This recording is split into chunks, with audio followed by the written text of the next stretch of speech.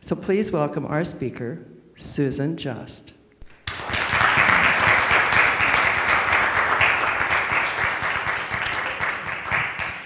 Well, I'd like to welcome everyone being here today. I know it's a challenge. It's actually 9:40 in our minds. We lost an hour of sleep, but there's still a lot of things that we can experience today. Now, I'm just going to give you a quick little overview of what my talk is going to be about, but then I will have Hannah come up and sing some songs for us too. I'm really thrilled about Hannah's music, and because I think she's so gifted and talented. I like to say that she's very much like Jeff Buckley, but 1,000 times more brilliant. So she's quite the solar system. But today, I've done a similar talk in times past. There's an article that I have on my website called "The Currency of Love," or "I Dated My Mom and Married My Dad." And yeah, it sounds a little sickening, but it's not as incestuous as it sounds. But there's some concepts about love that I'm going to cover, and one of the things that I just recently came across is that the Beatles apparently mentioned love in their music 613 times. Now, that number doesn't necessarily fascinate me, but what fascinates me is that someone actually went and counted the number of times they said love or probably referenced love. So to me, love is often an important motivator in our world, but it can often be very ephemeral. So, but with that being said, I'm going to cover some concepts of love. I'm going to cover some self-sabotages about how we approach love. And then I'm going to help you actually understand and maybe change and re-embrace a love that you can have for yourself. Now, without further ado, though, I'd like Hannah to lead the way with her beautiful music. And she's also going to talk and maybe introduce each of the songs as well. I broke the rule with my coffee. I just realized it's juice. But I hope there's an admission. Susan and I were introduced last week.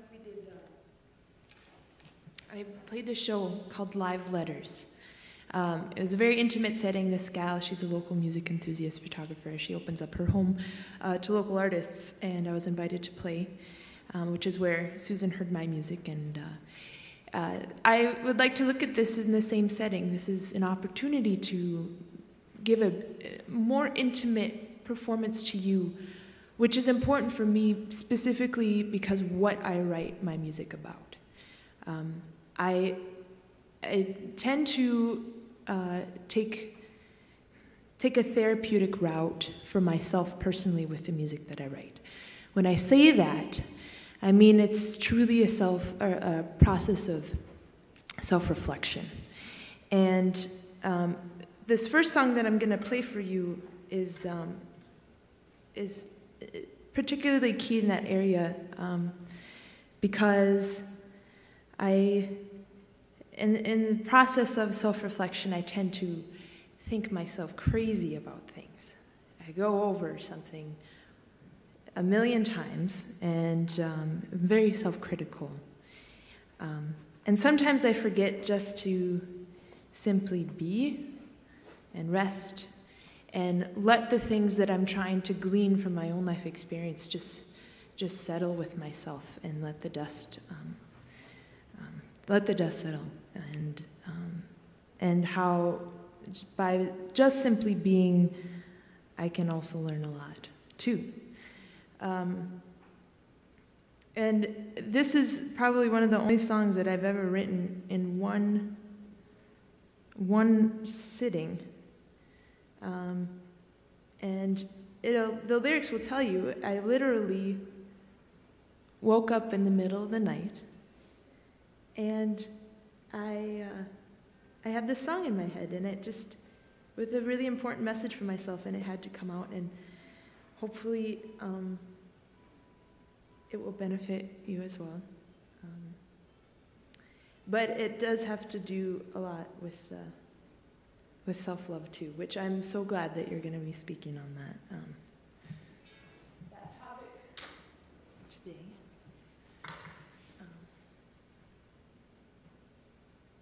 Just a basic little guy.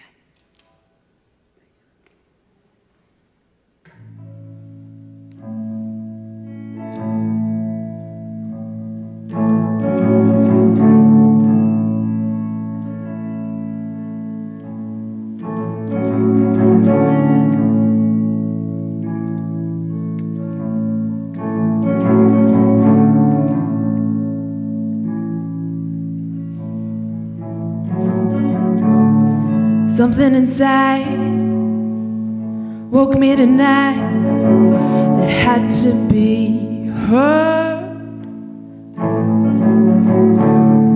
Like a sleeping baby, gentle giant, waiting for the right words to rear its head in my stubborn mind.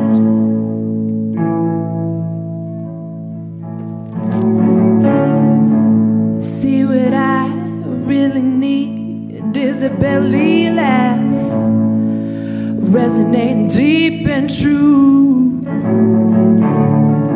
to not be plagued by the stupid things of my past, or how I failed to follow through. People telling me I'm too hard on myself. You see, I tend to make things overly complicated, thinking somehow I'll get more meaning, but all that gets me is more frustrated, and I give up. So quickly I get in the way of myself, get in the way.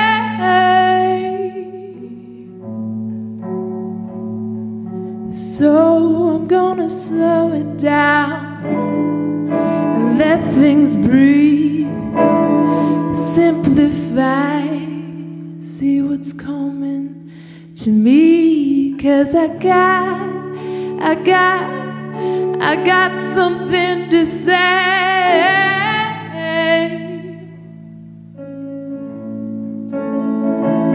and I won't get in the way anymore, no more, no more.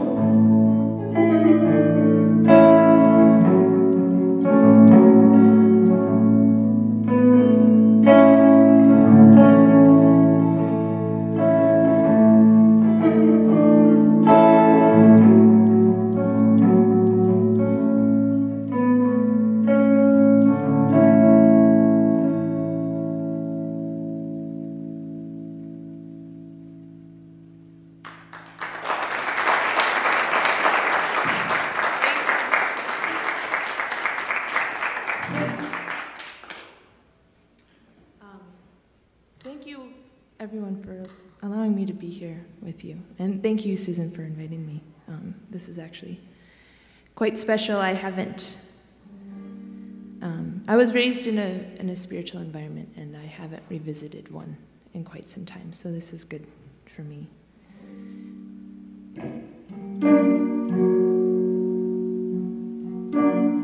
And this song is actually very much about that.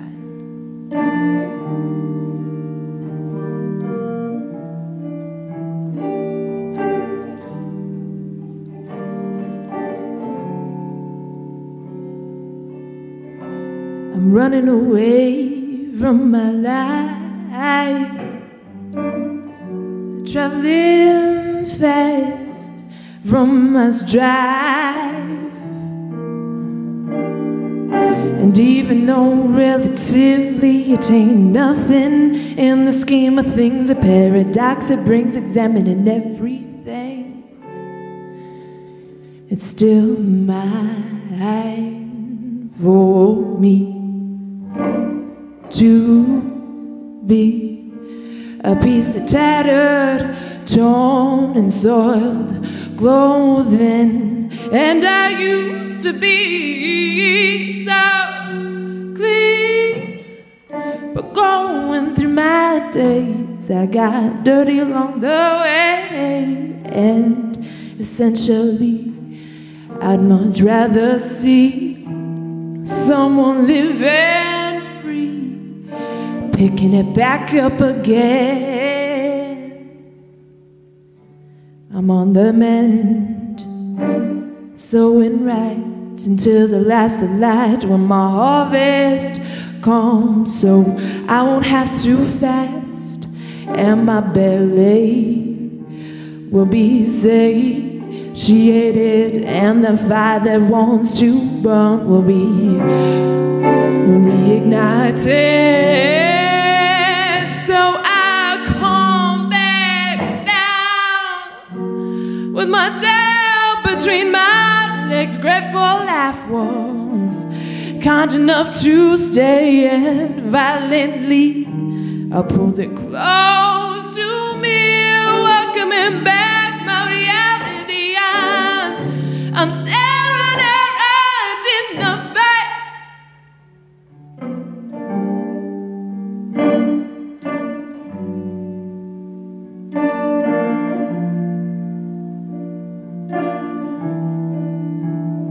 This is a human's race.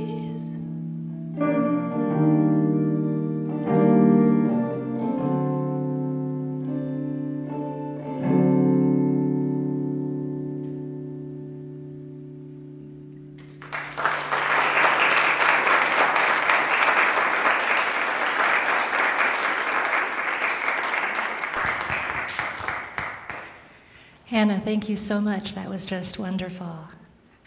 Wow, how do you follow up something as amazing like that? I don't have anywhere near the musical ability nor the creativity, but I'm just so honored that you would want to share the stage with me, so thank you. So during this talk, I'm going to be referring to some notes. The unfortunate thing is that I have so many things that I want to share with you, and I'm also kind of like receiving your energy, and I realize that from time to time, I might get some impressions and take my talk into a different area. And so every so often, I'm going to try to look back at my notes, because there's some particular points that I want to share. This is definitely going to be extemporaneous. I'm not sure if there's going to be a solid beginning, middle, or end in a technical, collegiate kind of way, but it's definitely going to be organic. So. Now, love, 4 letters, you know, but it's something that people spend a lot of time thinking about it. And when I work with my clients, you know, and people might wonder, well, what's a hypnotherapist know about love? You know, what makes me an expert? Well, when people come to me, they usually will buy like a 5-session package. And I don't just program people. What I actually do is I help deprogram people. I help people get at the roots, the self-sabotages, the fears, the misperceptions, the limiting beliefs, and I help them change that. It's like what I say, I'm kind of a mind mechanic. I take everything that's good about my clients, and then we shine it like a light into the recesses of their brain, into the nodes and the areas. We have so many great things that make up ourselves. But it's like in the brain, there's parts of our brain that just don't get the memo. They just don't realize all the good things that you guys are learning and practicing here, you know, at Lake Harriet Spiritual Community Center. They don't know all the times that you've done awesome things. And so in hypnosis, that's a time when I can help someone relax that matrix of the brain, the conditioning that they've experienced since they were a small baby inside the womb. I can help them relax that so that it's more receptive to their own information. Now, I like to say that there's 3 levels of mastery of information. First, it's encountering it or memorizing it, learning it. The second is understanding it. And then the 3rd level of true mastery is actually being it. living it in your life, living every second of the life like that. And so with love, I believe that all of us are on this earth to learn how to love, and also to be loved, and to ultimately recognize that we are loved.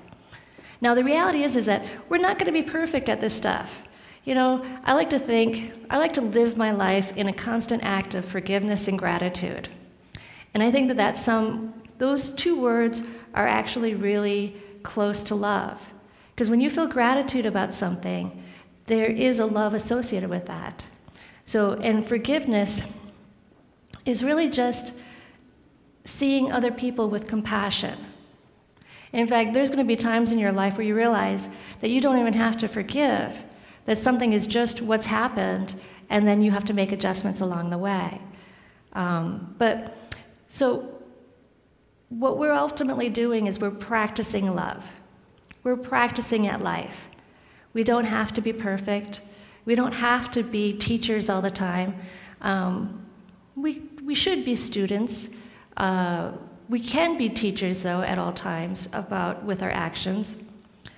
Now, ultimately, though, where does love come from? How do we learn about love? Well, we learn about it from our parents. And how our parents love us, what happens in school, those kind of things can affect how we receive love. In fact, I like to say that the world is put into 3 different camps. There are those that give love, there are those that can take love, and the third hardest ability to manifest inside yourself is to allow yourself to receive love. I'm really good at giving love, and I'm guessing that most people in this room are really good at giving love. And that's fantastic. We should give love. We should participate in the world in a viable way. But the sad thing about it is, though, is that if we don't let ourselves receive love, then we're not going to be re-energized. I also have to confess, I used to be an energy vampire. One of those horrible people that would take energy from people. I wasn't satisfied unless people felt what I felt in the hugest drama-producing perspective of that. And so I would make people feel what I was feeling, and I would take all their energy from them. And then I realized, that's not so nice.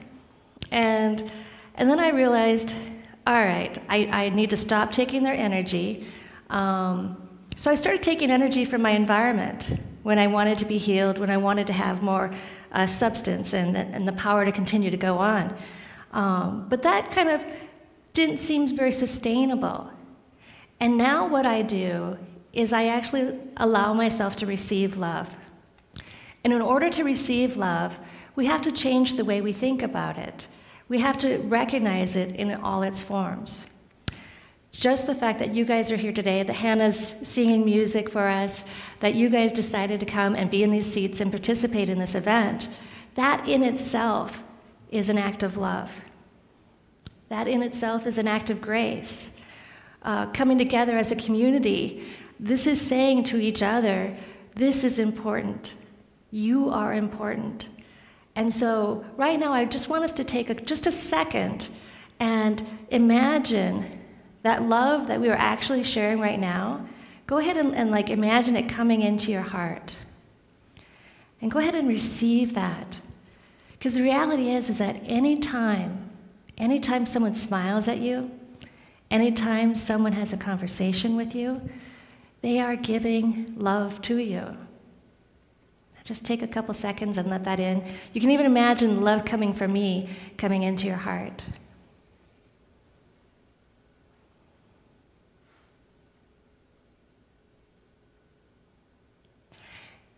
And the cool thing about this kind of love and recognizing it, I actually believe that this floor is love.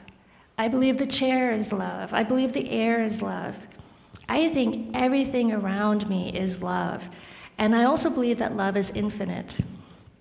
I used to think, I don't have enough energy to give everyone. And then I realized, no, I do. I just can't do everything for everyone.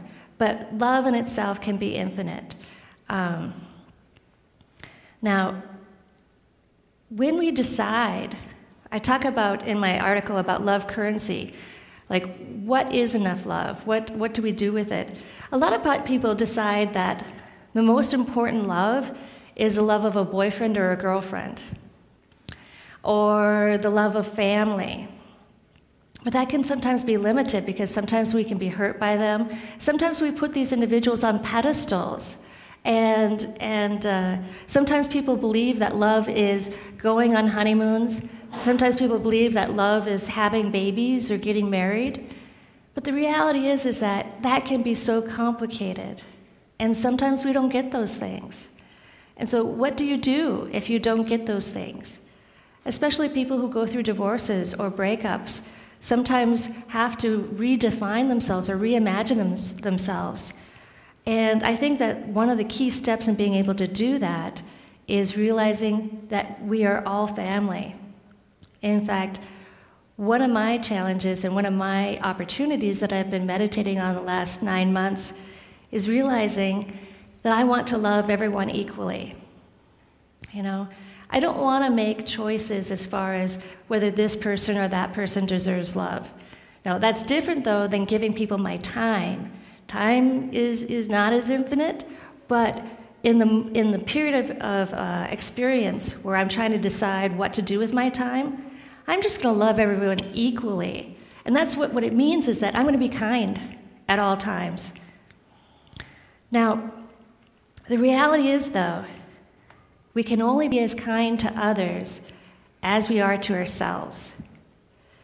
Now, how many times have you found yourself having a lot of negative self-talk inside your brain, but you would never say those things to someone else? Who here has done that or does that? Yeah, I know. And so now, I mean, I know you're conscious of it, but the next time you start having that negative self-talk, imagine yourself as a little child. And would you ever want to say those things to yourself as a child?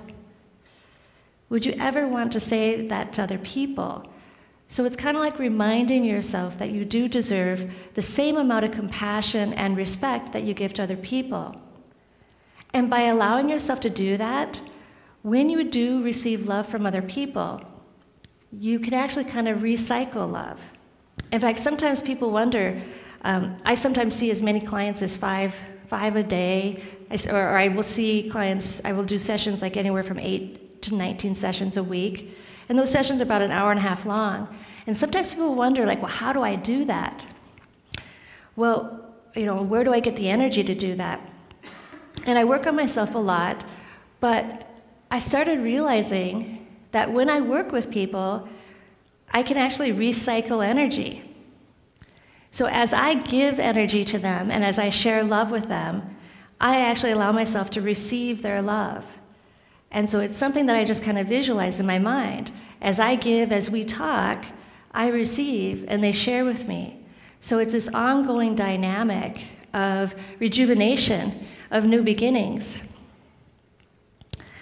Now, I'm going to talk just real briefly about the whole dynamic of marrying our mom and dating our dad. Because our childhood, all those things that we do and we experience when we're children, they kind of set the stage for what we expect in relationships in the future. Now, that sometimes can be bad, like if you've been abandoned as a child, or if you have been abused as a child. On the other hand, sometimes people who've had really good relationships with their parents sometimes come into the world expecting everyone to be like that, and then wondering why they aren't. I have to admit, I fall into that category. I had an awesome dad, and I put him on a pedestal, yes I do. Am I a daddy's girl? Maybe not so precious as all that, but I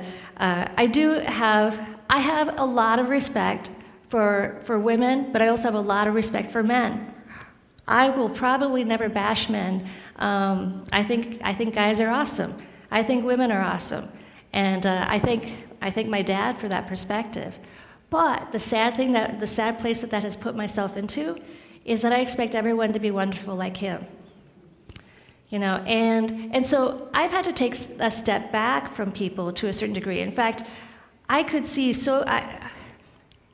people's souls, and I think a lot of people in this room have this ability, is to actually see people's souls, all right? If you believe in souls, I tend to believe in soul. If soul is not appropriate, then think of their spirit or energy. I can see people's spirit, I can see their souls, and I always respond to that. But I found that it would get me into trouble. Like sometimes people would not act in ways that I thought that they were going to, or they weren't acting in the kindest ways that I knew they were capable of. So what do? You know, do you wait until they become better people? I don't know, time can be really short. But one thing that I learned to do for myself is to take a step back and to look at them as a human being with the soul inside. And although their soul has great potential to do good things, I try to look at the soul and the human as one entity, and to see how the soul is manifesting in the human. Now I'm going to walk us through just a real quick exercise here. And some of you may have experienced this before with me or with other people, but it's really nice to try it, to do it again and again, because sometimes you can get more depth each time you do it. And I'm going to keep on talking as I lead you through this guided imagery, but go ahead and close your eyes. And what I want you to do, I want you to imagine a happy time in your teenage years, or a happy time in your college years, or let's just say any happy time. Let yourself be there in that moment. Let yourself be there. And the interesting thing about these happy times, perhaps it's a time when you've traveled, or a time when someone smiled at you, or a time when you've been in a relationship with someone and there was love that flowed freely between the two of you. Let yourself remember the emotions and the sensations. And if you want, I want you to kind of imagine all the good times in your brain, in your past, kind of like coming together.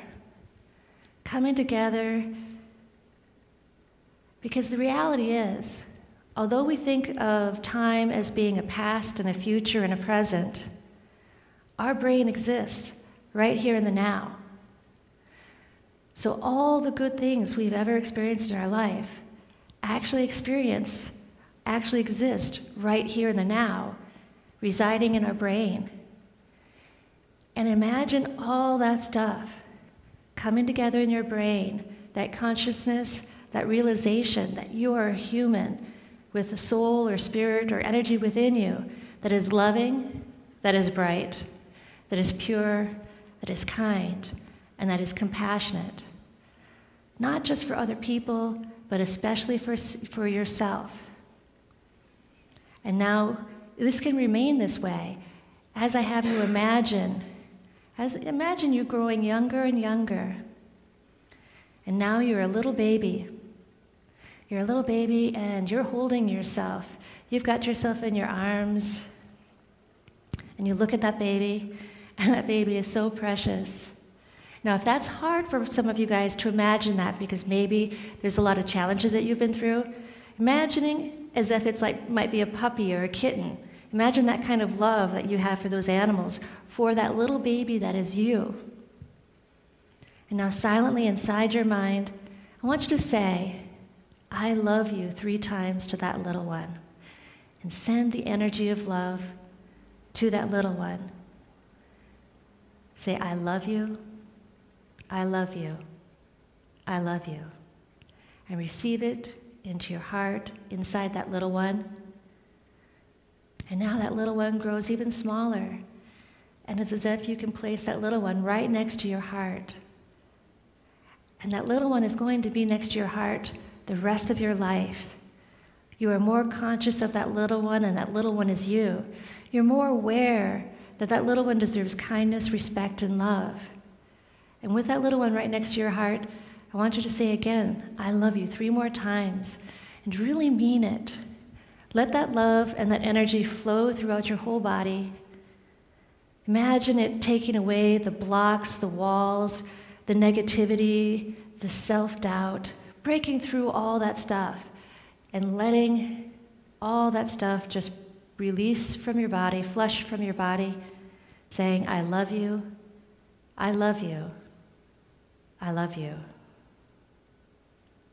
And now that little one trusts you, that little one loves you.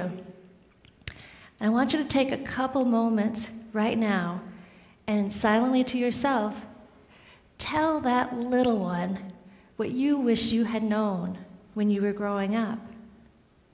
Maybe it's something like, you know, Mom and Dad loved you, but they didn't know how to show love in the ways that we know how to do it today. Mommy and Daddy showed their love by putting food on the table, a roof over the head. Or maybe it's something like, you know, your sister was mean to you, but she didn't know, she was just a kid, and now we have a better relationship. Or even if you have to say to that little one, you know, this family situation wasn't good. I wouldn't have wished it upon anyone. But you are a different person today, and you have a bigger, broader family. Go ahead and take a couple moments and say those kind things to that little one.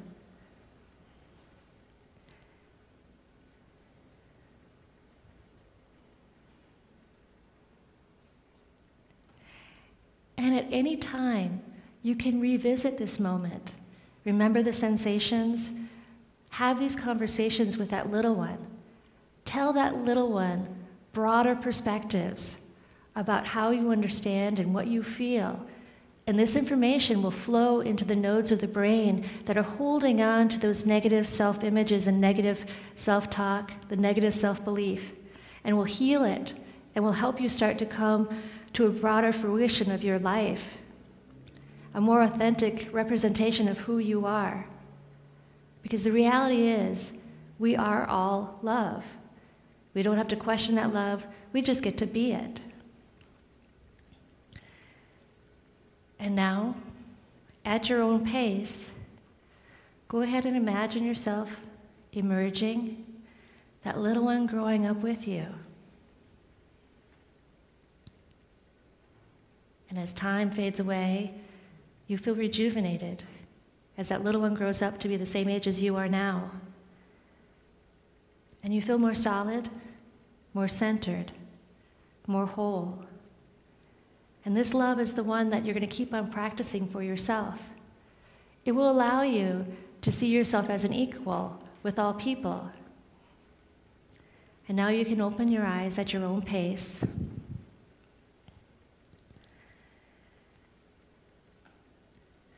Now I'm going to cover a couple of self-sabotages that people do.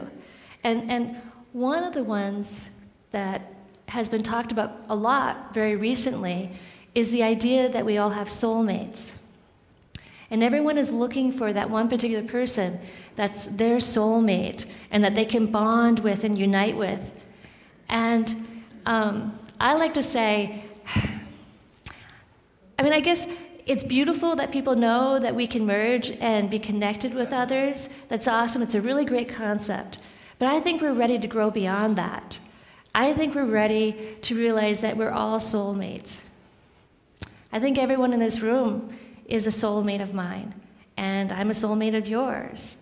And I don't have to question my love for you. There's no doubt that if somehow, let's say someone fell on the sidewalk, I'd be right next to you helping you out, you know. We're all soulmates. I'm not looking for that perfect person. I'm just accepting people. Now, does it mean that every person, that we're going to date every person or you know, spend time with every person, you know? It doesn't mean that you and I are going to like go buy a house together and have children together. That might be kind of tough, especially because I think I'm past those baby-making days. But the reality is that we are all connected. All of you guys are my soulmates. And it's a nice ideal that to realize that soulmates can exist and do exist. And I know that there are wonderful partners who are together that are truly soulmates. And that's awesome. But, you know, and I guess what makes this relevant is that when breakups happen, you know, sometimes when breakups happen, people get really sad and they feel like there's something wrong with them. The reality is, though, is that everything is going to be as it's going to be. If a relationship is going to break up, it was going to break up anyways. And that our struggles, our suffering, only delays the final culmination of that event. Now, if that's true, then the obverse is also true. Let yourself love. If you're in a relationship with someone, you know, don't judge them.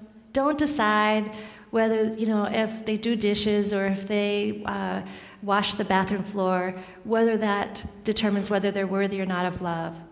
That's just relationship stuff. That's just negotiations. That's just compromise. You know, that's tactical. But we want to be more strategic about our love. Love should just be instantaneous. Yeah, I find people being very, very judgmental about the people that they love. And I like to think, you know, if that person died tomorrow, how would you feel? You know? How horrible would that feel if someone died tomorrow and the day before you were thinking that you didn't like the way that they left their toothbrush in the bathroom? You know? There are some things that are just not important. When I was making this list of self-sabotages, one of the things I realized was that everything was about balance in a way. They were extremes. Sometimes people wait for Mr. Right. Sometimes people accept Mr. Wrong. People don't love themselves. Sometimes people love themselves too much. How could that be? You know, how can someone love themselves too much? Well, when we do anything to excess, that might be a way that we love ourselves too much. And I put that in quotation marks because it's not really love. When we give ourselves things like alcohol, or we eat too much food, or we engage in too many sexual relationships that aren't healthy, if we try to feed ourselves in ways that are not really healthy for our body, our spirit, or our mind, that's a way where we think we're giving ourselves love, but we really aren't. We're actually hurting ourselves. We think that food or alcohol or exercising is a currency that's going to make ourselves feel better. So I always try to advocate, you know, really deciding what's important and really understanding the consequences of what we choose when it comes to love. There's a phrase that I've talked about before: pain is inevitable, suffering is optional. And there are times when I would think back about previous boyfriends when things wouldn't work out, and I would start to feel the sadness well up in my heart. And I would realize, why am I punishing myself this way? You know, why am I doing this? I'm throwing myself into the land of suffering. And when we're sad, it's really helpful to find out, to go to the root of that sadness. Fear is usually the root of all emotions. Anger is the fear that something's not fair and it won't ever be fair. Sadness is the fear that we've lost something and we won't get it back. So that's also kind of a little technique that you can use for yourself, is identifying what you're afraid of, find a satisfying solution for that. So one of the things that people do too is they often move too fast in a relationship. And what does that mean? Well, let's say your last relationship stopped right here.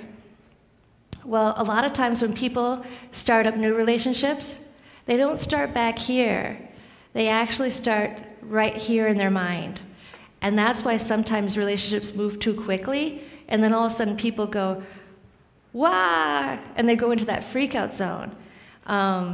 They go to the point where their last traumas have happened. It's so fascinating. Sometimes we move too slow. We push people away. Now, how many people here have pushed people away? Yeah, I have too, and either feeling like the time wasn't right, my heart wasn't right. And to some degree, it's okay to decide to be by yourself for a period of time. I like to say that we can't marry anyone, we can't be in a relationship or date anyone unless we're willing to date ourselves, unless we're willing to marry ourselves. In fact, I have to laugh. When I've been on Match and/or OkCupid, and this is not an advertisement for them, but although I think it's a real friendly way of getting to know people and to test out other gene pools.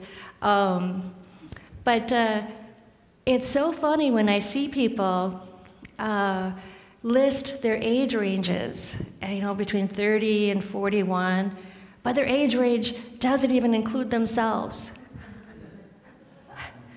And I'm like, okay, you want to date other people, but you wouldn't necessarily want to date yourself. Not a very good sales pitch. And I sometimes used to tease these people because I was definitely out of their age range, but for some reason they would decide to flirt with me. And so I would just kind of point that out. Now I've decided that I'm not going to tell them because it's a really great tell that other women and other men can kind of clue into. But it is kind of interesting when you look at those profiles and you realize what people think are important to them. So if you wanted to, to find out about yourself, even if you're in a relationship right now, I would say go ahead and write a profile for yourself. Write an advertisement for yourself. And then see how you provide those things to yourself. Someone who likes long walks, loves to eat food, loves to travel. Well, if those are the things that you want, but you don't give it to yourself, there's a disconnect there. So I like to constantly be in a relationship to myself. Once in a while, I do have a divorce, or I what is that stuff? I take a break. And it's okay to take a break from yourself, but it is good to be in a constant state of self-improvement and acceptance of ourselves. Now, one of the things I also, I get this a lot, and I realize I'm talking about stuff that maybe doesn't belong underneath in a church, but I do think it's really important. But sex. Yeah, sex. Yeah. I get a lot of individuals coming to me with certain sexual issues. I don't help anyone visualize things. What I do is I help them get to the root of why they're having problems along these lines. And it comes down to intimacy and authenticity and truthfulness to ourselves. But I have kind of found that men come to me more frequently because in their relationships, there's no longer that physical intimacy, there's no longer that sexual intimacy. And sometimes it's also been happening for women too. I mean, that's actually been a new phenomena. More women are finding themselves wanting more in their relationships along those lines. But women, don't get mad at me. I'm not coming down hard on you. But guys need more in their relationships with you. I realize that when the honeymoon is happening, it's really easy to be physical. It's really easy to be sexual with someone. But just because you have children, just because you're 10 years, 15 years into the relationship, doesn't mean that that physicalness should go away. Now, I realize that there are times we lose track of our relationships, and maybe people have stopped showering, or, or they're not always available, they're working all the time. But once again, those are relationship issues of communication, of collaboration, of negotiation. Talk with people. But we should never withhold that physical intimacy. I like to say to women and men too, think of that physical intimacy or sex as a full body massage. Now, how many people here would go and pay someone for a massage? Yeah.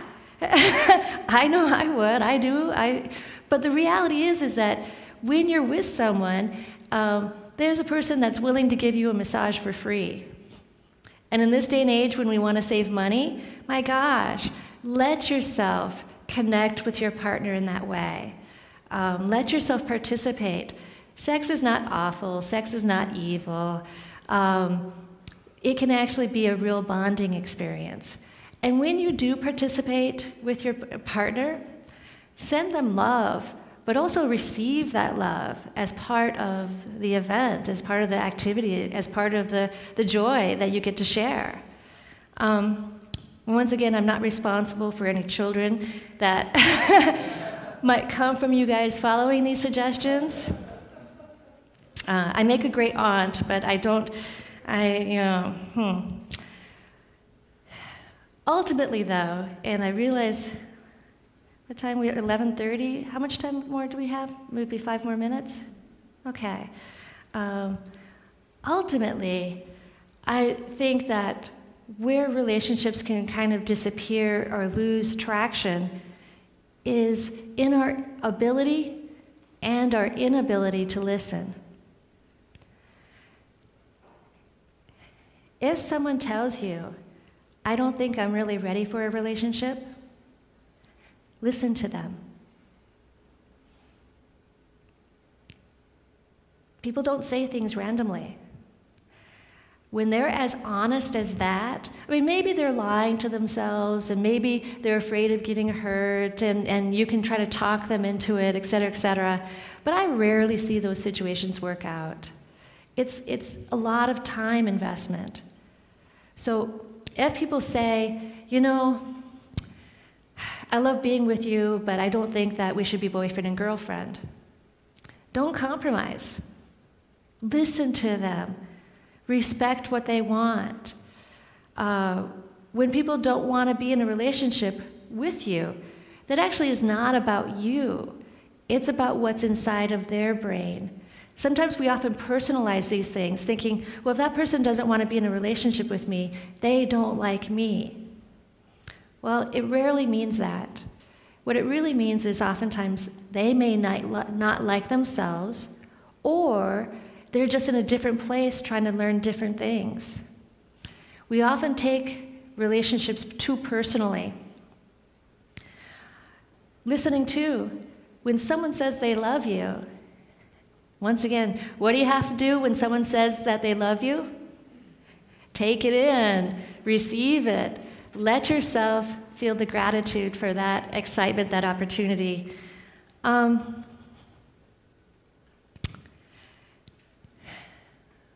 Ultimately,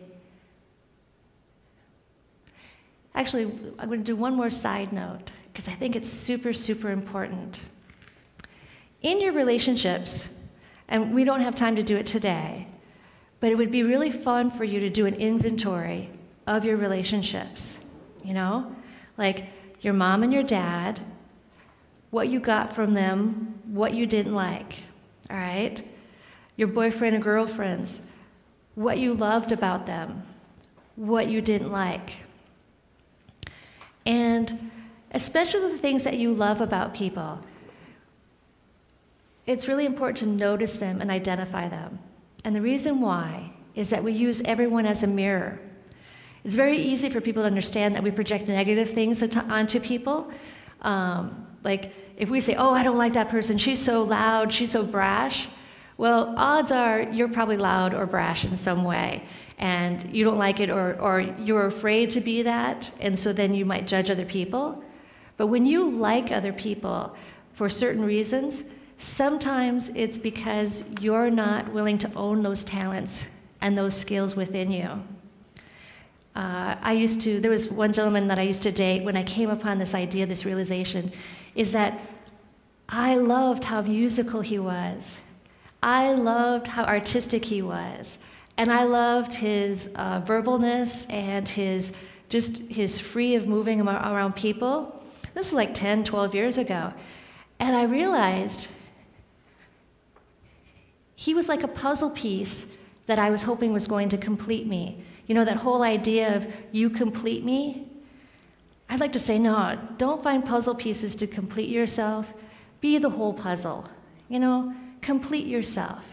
Accept those cool things that you like about other people. Find them within you. Cultivate them within you. Because we don't have to be just a piece in a puzzle. We can actually be the whole puzzle. So once again, I'm just going to bring us back to the whole concept of loving everyone equally. Not judging, not trying to decide what love is or isn't. I mean, it's okay to analyze and to understand what your currency of love has been and how you would like to shift and change it, but then practice stepping into the unknown of just the essence of being love and knowing that it's infinite and it's something that, it's energy that can be recycled and shared all the time. Well, thank you, everyone, for being here. We've got a couple more pieces of music that's going to happen, and if I'm looking at my schedule correctly, Hannah's going to play a couple more songs, and then we're going to have Deer come up and do the offering real quick while Hannah plays. Thank you again to Susan for that beautiful talk. She touched on something really important for me, which is this notion of completing yourself. I've been in 2 relationships ever. One of them was a marriage. And at that time, I was definitely on board with the idea of someone completing me. I have totally abandoned that. I think it's really, you're doing yourself a disservice by choosing to not develop certain qualities. Even if it's a subconscious choice, it doesn't have to be a deliberate one, but it is a subconscious choice to not develop yourself wholly as a person by stopping at, well, so-and-so completes me, or I'm looking for this person to finish the puzzle. I think it's important to be able to do that ourselves. And so I've taken the last few years to really focus on that for myself and just kind of give the relationship thing for some time. But again, a lot of my music is about personal growth, and I think this is another good tune to illustrate that.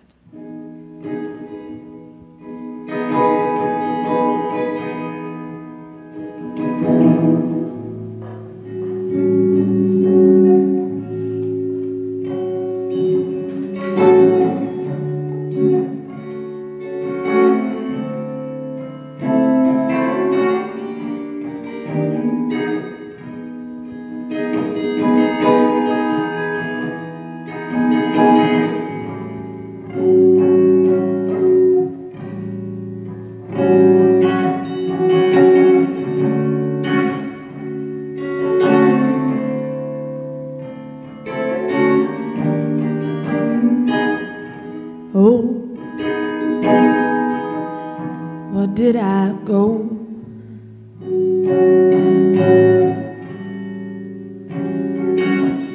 Took to flight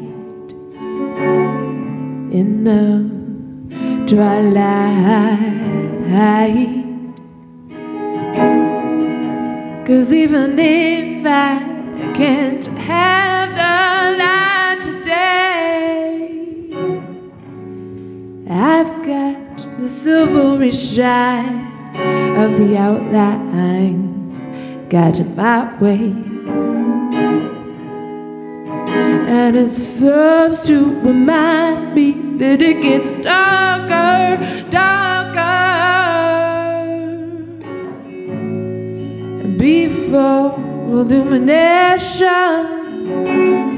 complication precedes clarification. And as sure as the sun at times will rise, but only before patience is exercised.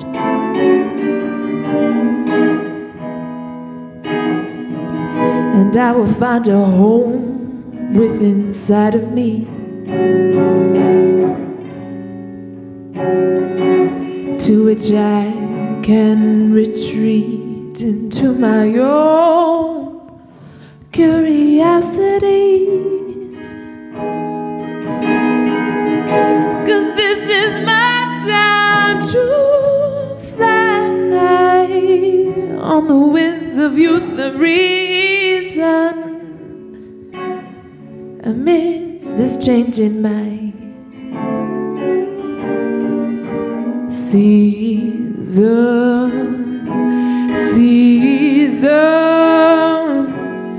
and as sure as the sun, high times they will rise, but only before patience is exercised.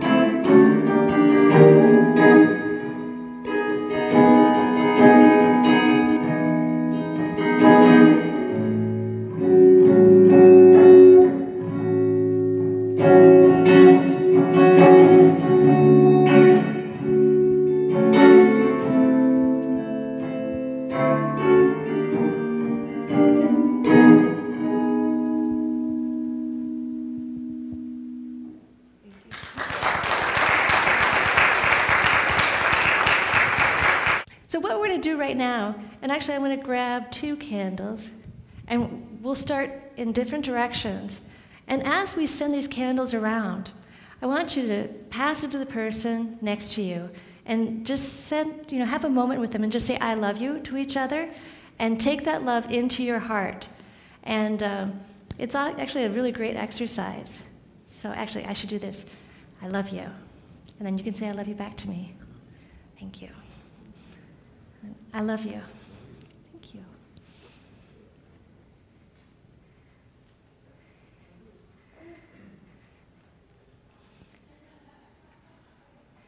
And if any marriages come from this event, invite me to the wedding. Really? Wow. Wow.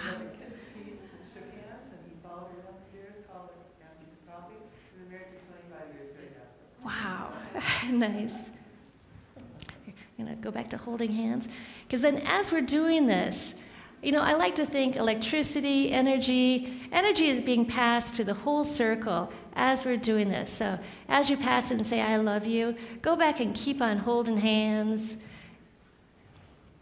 Imagine that love just kind of flowing through all of us. Do you feel that electricity in your hands? The excitement? Because this is cool. Some of us may know each other. Hey, that love just met right over there. Keep it going. Yeah, keep on sending it around. There we go. You can never have too much practice saying love to each other. In fact, I often recommend to people to go on dates just to practice the idea of communicating with people, sharing themselves.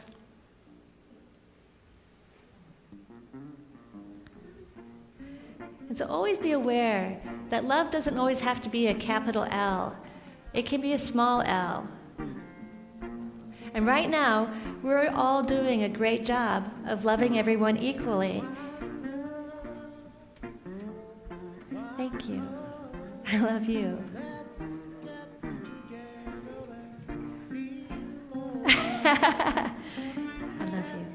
Hey, thanks everyone for coming today. Thank you, Hannah.